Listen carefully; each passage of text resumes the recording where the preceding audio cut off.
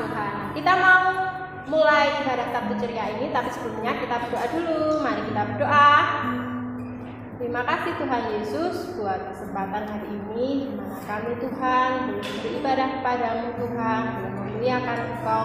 Mari Tuhan hadir dalam hati kami, hadir dalam anak-anak-Mu Tuhan, dan biarlah Tuhan kami boleh sukacita Tuhan untuk menyembah Engkau Tuhan. Kami mau serahkan Tuhan ibadah kami ini hanya di dalam nama Tuhan Yesus Kristus. Haleluya, amin. Nah adik-adik, kita sangat istimewa di hadapan Tuhan. Nah adik-adik semuanya harus semangat. Nah harus percaya diri. Kita mau nyanyi buat Tuhan, kita mau sembah Dia, kita mau pujikan. Dunia boleh katakan tak berarti.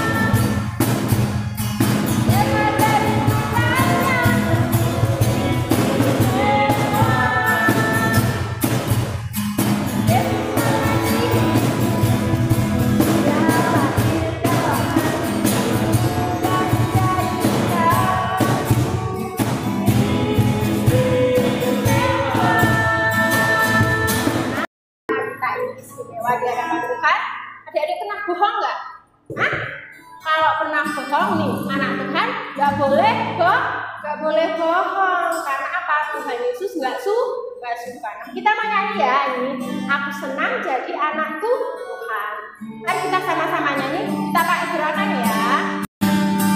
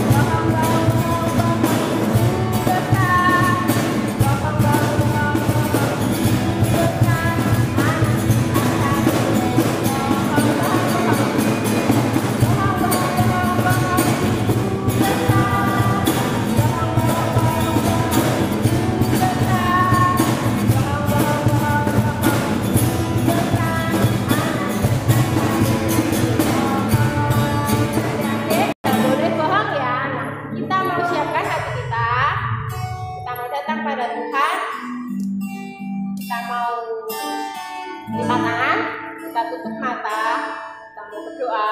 Mari kita berdoa. Terima kasih Tuhan buat hari ini kami sudah memuji membesarkan nama-Mu. Kami sudah menari buat Engkau. Mari Bapa, Engkau senantiasa memberkati kami di dalam kami mengiring akan Engkau. Kami datang kepadamu, mari Bapa, Engkau memberkati kami. Kami siap Tuhan menerima firman-Mu pada hari ini. Biarlah firman-Mu ini boleh menjadi rema dalam hati kami, Tuhan, boleh menjadi pedoman dalam diri kami, Tuhan. Terima kasih Yesus, terima kasih. Haleluya. Halo anak-anakku semuanya. Senang sekali kita bisa berjumpa lagi dalam cerita firman Tuhan. Cerita firman Tuhan hari ini adalah tentang hikmat dan kepandaian datang dari Tuhan. Mungkin anak-anakku ada yang bertanya, apa artinya hikmat dan kepandaian? Nah, anak-anakku yang dikasih oleh Tuhan Yesus Kristus, hikmat itu biasanya juga disebut kebijaksanaan. Selain disebut kebijaksanaan, juga disebut kearifan. Artinya adalah kemampuan berpikir untuk melakukan sesuatu yang benar sesuai dengan kehendak Tuhan. Itu hikmat. Nah, sedangkan kepandaian adalah cepat menangkap pelajaran atau cepat mengerti. Pandai, pintar, cerdas, dan lain-lain. Itu tentang kepandaian. Semuanya pasti pintar kan? Semuanya cerdas kan? Nah, pasti. Nah, anak-anakku yang dikasih oleh Tuhan Yesus Kristus, mungkin ada yang bertanya, Om Gembala, siapa yang diberikan hikmat dan kepandaian? Nah, diberikan hikmat dan kepandaian adalah kita semua yang percaya kepada Tuhan. Salah satunya adalah tentang Daniel. Nah, gimana ceritanya Om Gembala? Mari kita lihat dan dengarkan bersama-sama. Cerita firman Tuhannya adalah terdapat di dalam Daniel pasal 2 ayat 1 sampai ayatnya yang ke-49. Banyak sekali Om Gembala. Ya, nanti anak-anakku bisa membaca di rumah masing-masing, dan kita akan membacakan ayat 19 dan ayat 20 saja.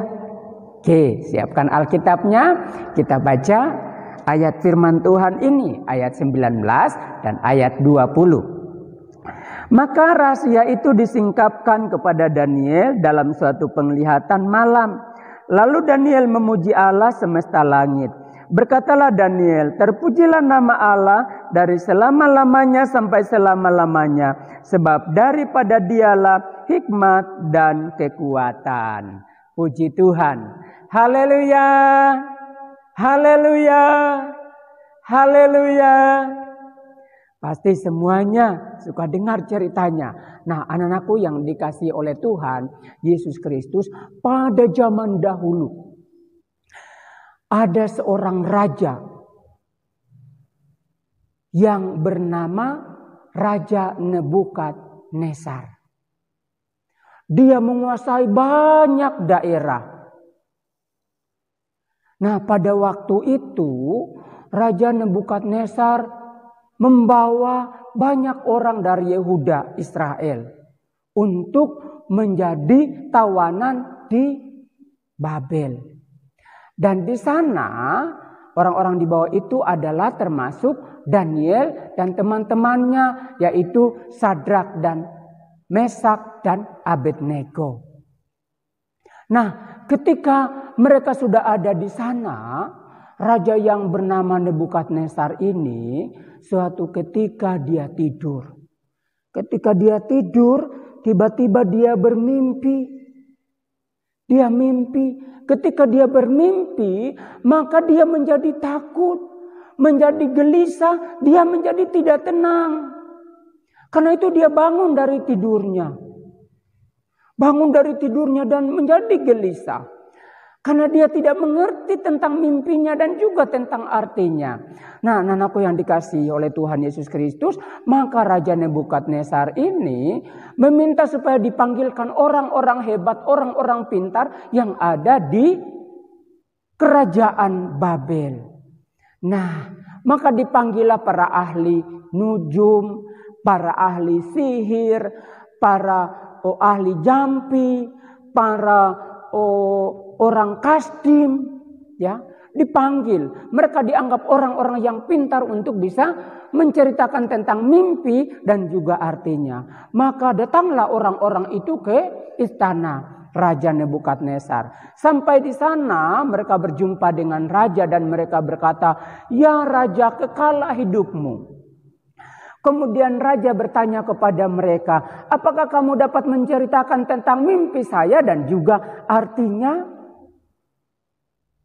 Raja berkata, "Kalau kamu tidak dapat menceritakan tentang mimpi saya dan juga artinya, maka aku akan memerintahkan orang untuk memenggal kepalamu dan juga merobohkan rumah-rumah kalian semuanya." Nah, waktu itu orang-orang pintar yang dipanggil itu mereka berkata kepada raja, "Kalau begitu ceritakanlah mimpimu kepada kami."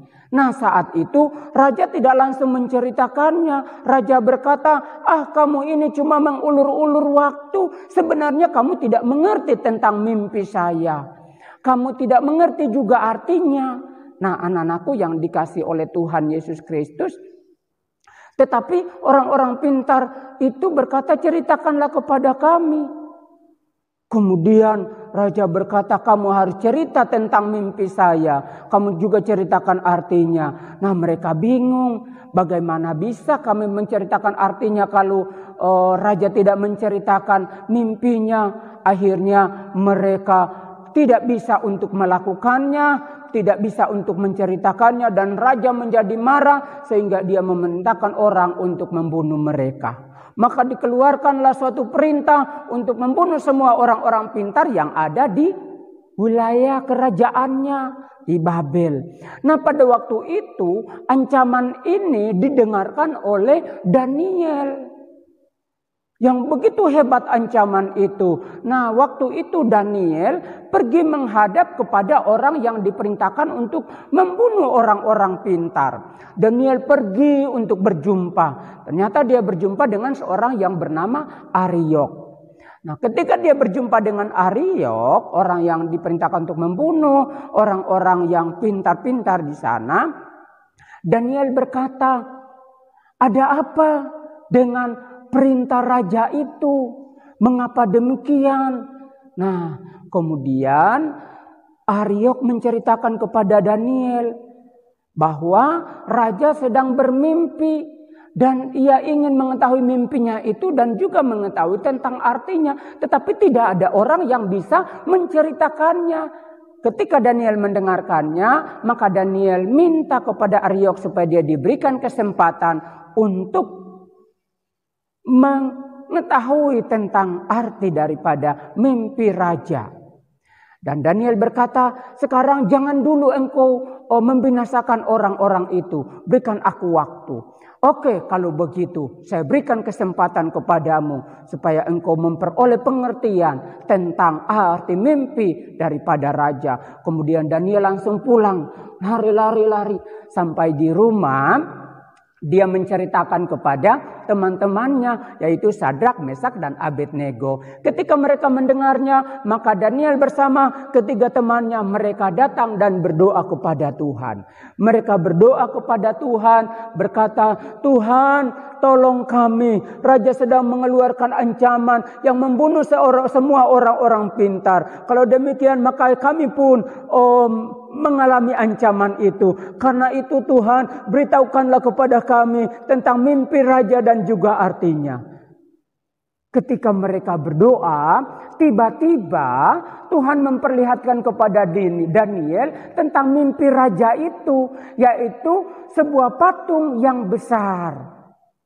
Nah, Anak-anakku yang dikasih oleh Tuhan Yesus Kristus, Daniel sudah melihat mimpi raja itu. Dan juga Tuhan memberikan pengertian kepada Daniel tentang arti daripada patung itu. Nah, haleluya anak-anakku. Tuhan kita itu hebat. Tuhan kita itu pintar, berkuasa. Apa yang kita minta kepada Tuhan, Tuhan selalu memberikannya. Nah, ketika Daniel sudah mengerti tentang mimpi raja Nebukadnezar dan juga artinya, Daniel langsung berlari-lari pergi ke tempat Ariok yang diperintahkan untuk membunuh. Kemudian dia sampaikan, ketika dia berjumpa, dia berkata, bawalah aku untuk menghadap raja supaya aku menceritakan tentang mimpi dan artinya. Saat itu Ariok langsung membawa Daniel ke istana raja. Sesampai di istana raja, Daniel berjumpa dengan raja. Kemudian Daniel berkata, kekalah hidupmu. Nah, saat itu raja bertanya kepada Daniel, apakah engkau mampu sanggup menceritakan tentang mimpi dan juga tentang arti daripada mimpi itu? Maka Daniel berkata, bukan saya, tetapi Tuhan yang saya sembah, Tuhan yang saya puja-puja. Itulah yang memberikan pengertian kepada saya. Dialah yang bisa mengartikan tentang mimpi daripada tuanku raja. Nah, anak-anakku, maka raja berkata, kalau demikian coba ceritakan. Maka Daniel menceritakan kepada raja bahwa ketika raja sedang tidur, raja melihat sebuah patung besar yang tinggi. Dan patung itu terdiri dari beberapa susunan material. Yaitu kepalanya terbuat dari emas, bagian dadanya terbuat dari perak. Kemudian bagian perut dan pinggangnya itu terbuat dari tembaga. Sedangkan bagian pahanya itu terbuat dari besi. Dan juga sebagian kaki dan telapak kakinya terbuat dari tanah liat. Wow, raja menjadi kaget, oh kamu bisa. Dan artinya apa? Daniel berkata, patung yang besar itu menceritakan tentang suatu keadaan yang terjadi di waktu-waktu yang akan datang. Apakah itu? Kepalanya yang terbuat dari emas itu berbicara tentang kerajaan Tuanku yang begitu jaya, yang begitu hebat. Tetapi kemudian akan muncul satu kerajaan lagi yang tidak terlalu besar. Dan kemudian juga akan muncul lagi satu kerajaan yang menguasai bumi ini. Setelah itu ada satu kerajaan juga yang kuat lagi, bagaikan besi yang kuat. Tetapi sebagaimana dikatakan bagian kaki itu dari besi dan juga tanah liat, berarti ada percampuran. Kerajaan itu tidak akan kuat, tetapi akan muncul lagi satu kerajaan yang begitu hebat. Tetapi tiba-tiba patung itu sedang berdiri, tiba-tiba jatuhlah sebuah batu yang besar dan menimpa kaki daripada patung itu. Sehingga mengakibatkan patung itu jatuh, kemudian hancur berkeping-keping dan tidak ada lagi selain daripada batu itu. Tetapi kemudian batu itu tiba-tiba menjadi besar dan seperti bukit. Dan Daniel berkata, itulah mimpi dan arti daripada mimpi raja. Ketika itu, wah, raja menjadi senang sehingga raja berkata, terpujilah Tuhannya Daniel. Nah, anak-anakku yang dikasih oleh Tuhan Yesus Kristus, maka pada waktu itu karena Daniel sudah bisa menceritakannya, maka Daniel diberikan hadiah yang banyak. Nah, itulah cerita tentang Raja Nebukadnezar dan Daniel. Di mana Daniel diberikan hikmat dan kepandaian oleh Tuhan untuk mengartikan mimpi dan arti daripada mimpi Raja Nebukadnezar. Anak-anakku yang dikasih oleh Tuhan Yesus Kristus, tentunya kita juga ingin jadi pintar. Kita juga ingin memiliki hikmat. Bagaimana caranya Om Gembala supaya aku juga bisa memiliki hikmat seperti Daniel. Seperti Daniel yang juga memiliki pengetahuan. kepandaian. Nah, anak-anakku yang dikasih oleh Tuhan Yesus Kristus, supaya kita juga memiliki hikmat dan kepandaian, maka kita harus datang kepada Tuhan. Kita harus berdoa kepada Tuhan. Ketika kita belajar, kita berdoa kepada Tuhan supaya Tuhan berikan kita pengertian. Kita baca firman Tuhan, kita belajar. Jangan lupa berdoa kepada Tuhan. Karena kalau kita berdoa, maka Tuhanlah yang memberikan hikmat dan kepandaian. Tuhan berikan kita jadi pintar, sehingga kalau kita sekolah, kita dapat sekolah, kita naik kelas, yang akhirnya kita bisa sukses. Haleluya. Karena itu anak-anakku, jangan lupa selalu berdoa kepada Tuhan. Minta kepada Tuhan supaya diberikan hikmat, juga diberikan kepandaian oleh Tuhan. Haleluya. Ingat, hikmat dan kepandaian hanya datang daripada Tuhan. Dan kita harus meminta kepada Tuhan. Haleluya. Tuhan Yesus memberkati kita semuanya. Amin. Kita berdoa. Terima kasih Tuhan Yesus, saya sudah mendengarkan cerita firman Tuhan. Biarlah Tuhan Engkau juga memberikan saya hikmat, memberikan saya juga kepandaian, supaya saya menjadi anak-anak Tuhan yang berbahagia, yang berpengertian, yang juga berhikmat. Terima kasih Tuhan Yesus. Ini doa saya dalam nama Tuhan Yesus Kristus. Saya sudah menerima firman-Mu dan mengucap syukur. Haleluya. Amin. Amin.